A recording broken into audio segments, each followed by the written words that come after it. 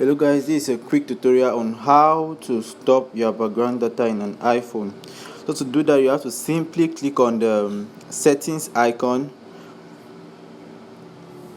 From the settings icon, you roll down to general. From general, you go to background app refresh. From background app refresh, you're gonna see the very word of your background app refresh. You have to click on it. Then maybe you can see it on Wi-Fi or cellular data. People that their phones use data. So in there you are gonna see these buttons, these other icons here looking green.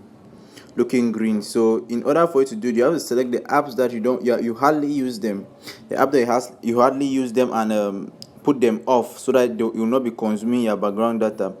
But if you don't want to do that, you can go back to background app refresh. You click on off, but you have to take note that it's gonna off everything that you do at the background that needs data.